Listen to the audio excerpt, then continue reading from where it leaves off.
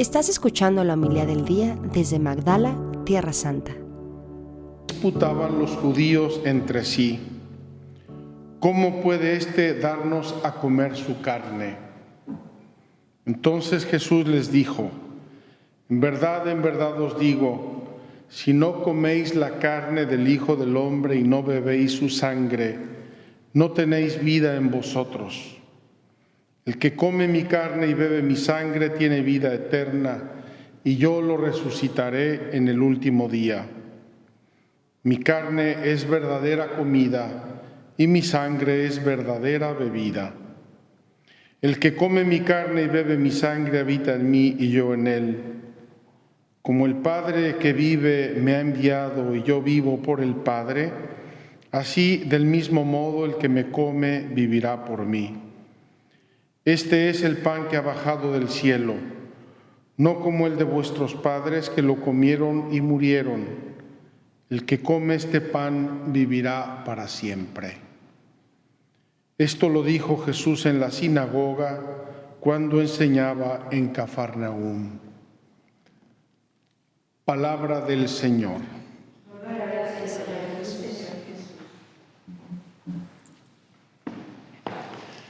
Queridos hermanos, estamos llegando a la conclusión, bellísima conclusión, de las lecturas de estos días.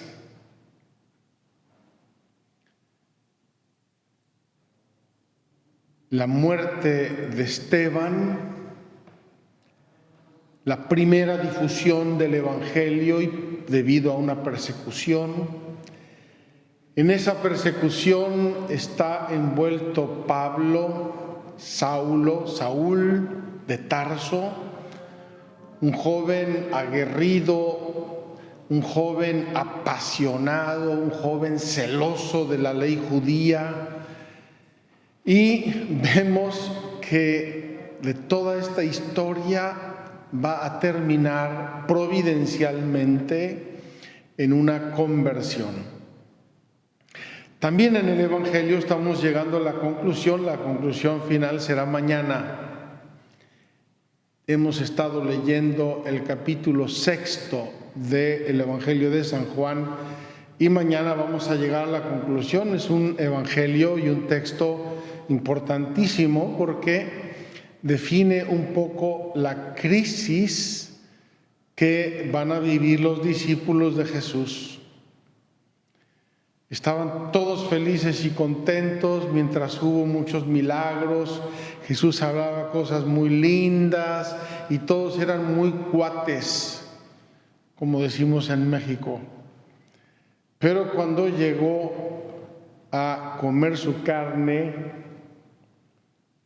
y beber su sangre, ahí es donde la burra torció el rabo. Ahí la gente comenzó a poner las pestañas de pirámide y se comenzaron a mirar unos a otros diciendo: ¿qué le pasa al maestro? Creemos que ya perdió el piso.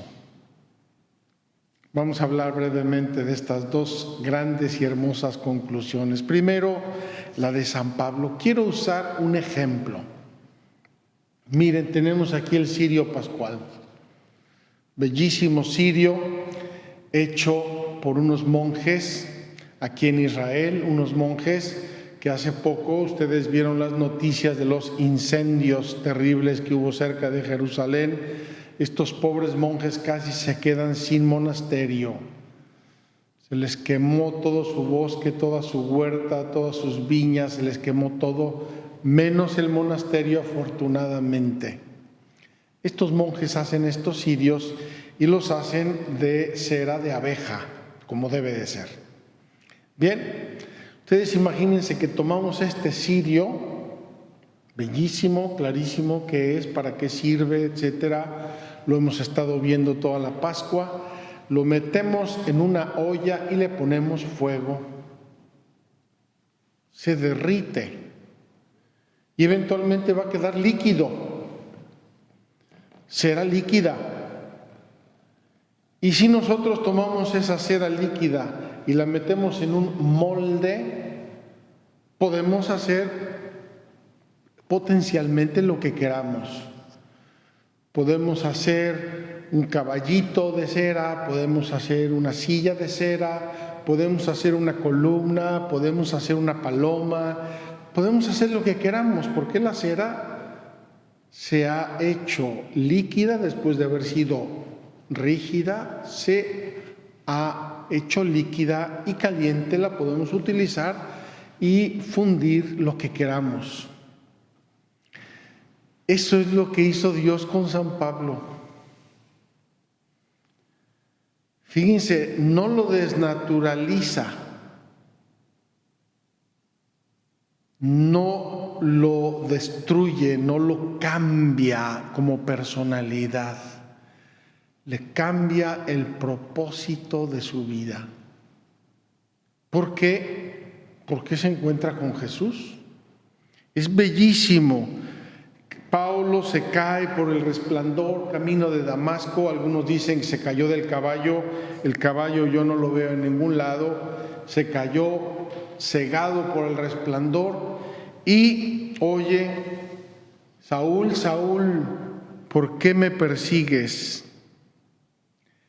Dice Pablo: ¿quién eres, Señor? ¿Cuál es esta voz que me está hablando? ¿Quién es? Me quedé ciego. Responde Jesús: soy Jesús a quien tú persigues. Podría haber dicho Saúl: no sé de quién estás hablando. Yo estoy persiguiendo a los cristianos. Fíjense qué hermoso. Los cristianos son Jesús. Lo que en la historia de la teología y de la espiritualidad se va a ir definiendo con el tiempo como el cuerpo místico de Cristo. Él es nuestra cabeza, nosotros somos miembros. Y entonces este Pablo, hasta ahora perseguidor, o como él mismo dirá más adelante, yo, que era un blasfemo, violento y perseguidor, él mismo se define con 3 palabras pero pesadas: violento, blasfemo y perseguidor. Él, que hasta este momento ha sido un violento, blasfemo y perseguidor, se convierte en un discípulo y en un apóstol. Hemos leído al final, se quedó unos días con los discípulos en Damasco y luego se puso a anunciar en las sinagogas que Jesús es el Hijo de Dios.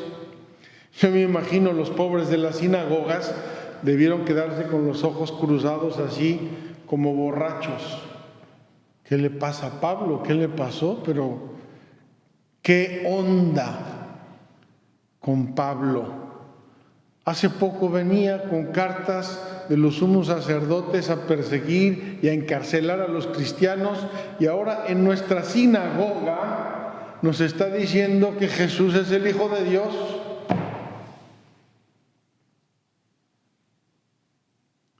Quedó refundido.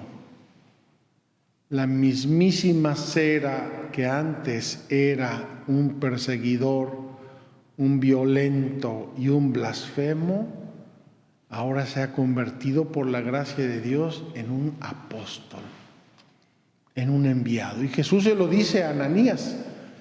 Cuando le dice: ve y pon las manos sobre un tal Pablo, le dice Ananías: Señor, pero si he oído cosas terribles de ese tal. Y Dios le dice: no te preocupes, ve. Le dice: ve, que ese hombre es un instrumento elegido por mí para llevar mi nombre a pueblos y reyes y a los hijos de Israel. Y añade: yo le mostraré lo que tiene que sufrir por mi nombre. Queridos hermanos, Dios nuestro Señor es transparente. Veniste a gozar, veniste a pasártela bien, te has equivocado. Has equivocado el camino. Yo llevo la cruz y tú quieres venir detrás cantando y bailando. Qué hermoso, hermanos, cómo Dios transforma una persona y todo lo que tiene de bueno le queda para ser ahora apóstol y llevar el evangelio a pueblos, reyes, naciones y hasta los hijos de Israel. Qué hermosa conclusión vamos sacando de estas semanas, porque eso es lo que quiere Dios hacer. Fíjense que esta lectura es una lectura muy bautismal. Hermano Saulo, le dice a Ananías, el Señor Jesús, que se te apareció cuando venías por el camino, me ha enviado para que recobres la vista y seas lleno del Espíritu Santo. ¡Qué maravilla! Un aplauso de parte de todos. Pero luego pasa lo concreto. Inmediatamente se le cayeron de los ojos una especie de escamas. Recobró la vista, se levantó, fue bautizado, comió y recobró las fuerzas. De estar hecho polvo, débil, ciego, entumido, aniquilado, de repente se transforma, recibe el Espíritu Santo, se levanta, come y dice, ¿ahora qué tengo que hacer? Queridos hermanos, eso puede hacer Dios con mucha gente. Sabemos que hay mucha gente que persigue el Evangelio hoy día. Sabemos que hay mucha gente que persigue a la iglesia. Sabemos que hay gente encarnecida contra los valores de Dios. Pero Dios nuestro Señor puede refundirlos, si Él quiere, en un segundo, como quiera y cuando quiera. Tenemos que pedírselo y tenemos que confiar en la providencia de Dios. Del Evangelio de hoy quiero decir solo dos cosas. La primera, esto lo dijo Jesús en la sinagoga cuando enseñaba en Cafarnaúm. Aquí tenemos esa sinagoga a unos pocos kilómetros y existe la sinagoga, está ahí, se puede visitar. Precioso lugar donde Jesús nos enseña el misterio de la Eucaristía, que es su cuerpo y su sangre. Dos términos realistas. Jesús no estaba haciendo una parábola bonita, estaba anticipándonos que comeríamos su cuerpo y beberíamos su sangre. Pero quiero, y aquí es la segunda frase que quiero comentar, me fascina esta frase, probablemente una de las frases que a mí personalmente más me han iluminado del Evangelio. Como el Padre que vive me ha enviado, y yo vivo por el Padre, así del mismo modo el que me come vivirá por mí. Tendríamos que hacernos un examen de conciencia porque esto es muy serio. Esto es lo que yo llamo los vasos comunicantes.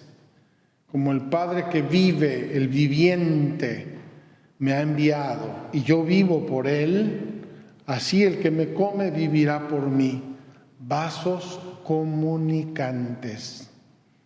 Queridos hermanos, el participar en el banquete de la Eucaristía es un don, es una gracia excepcional que tenemos que valorar siempre. Pero también sacar una consecuencia espiritual y moral. Tengo que vivir para Dios. Tengo que vivir como Dios quiere. Tengo que hacer las cosas de Dios. ¿Por qué? Porque me estoy alimentando de su cuerpo y de su sangre. Si yo te doy veneno, te envenenas. Si yo te doy proteínas, te alimentas. Si yo te doy el cuerpo y la sangre de Dios, te divinizas, te haces como Dios. Recibes la vida de Dios en tu ser. Pidámosle a Dios que nos conceda este don. Quiero terminar con una consideración sobre el cónclave. Queridos hermanos, acabamos de experimentar y de vivir una de las típicas, normales, maravillosas acciones de Dios. Nosotros debatimos, pensamos, analizamos, sí, italiano, no, americano, no, filipino, joven, viejo, no, que hable no sé cuántos idiomas, no, es que la experiencia que tiene, la formación. Dios nuestro Señor coge todo eso y lo manda olímpicamente a la basura. De todas las previsiones que yo había oído y todos los comentarios y todas las listas y conjeturas, solo un padre de nuestra comunidad, el padre Rodrigo, nos dijo el domingo pasado: yo creo que va a ser el arzobispo Prevost. Y todos nosotros, ¿y quién es? ¿De dónde salió? Solamente de él escuché esa opción.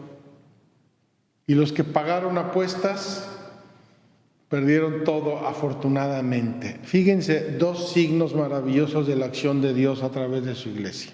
Primero, a uno de los cargos más importantes, o el más importante que hay en el mundo de hoy, piénsenlo, si hay una institución como la iglesia, en 2 días se elige el representante. No están peleándose ni haciendo campañas políticas, ni gastando millones y millones de dólares en carteles, televisión, entrevistas, redes sociales. Nada de eso. Ni un centavo, nada. Primera cosa. Segunda cosa, fuera de toda previsión humana. 2 signos: la rapidez, la prontitud, la tranquilidad y fuera de todas nuestras conjeturas y previsiones humanas. Ahí está la acción de Dios.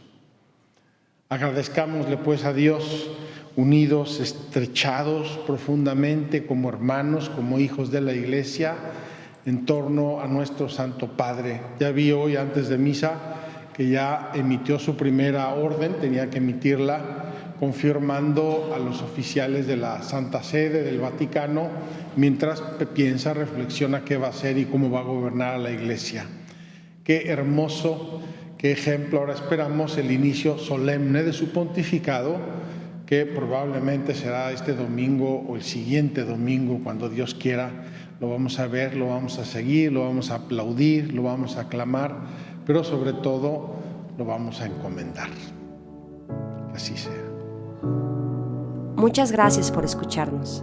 Si quieres conocer más acerca de Magdala, síguenos en YouTube y Facebook.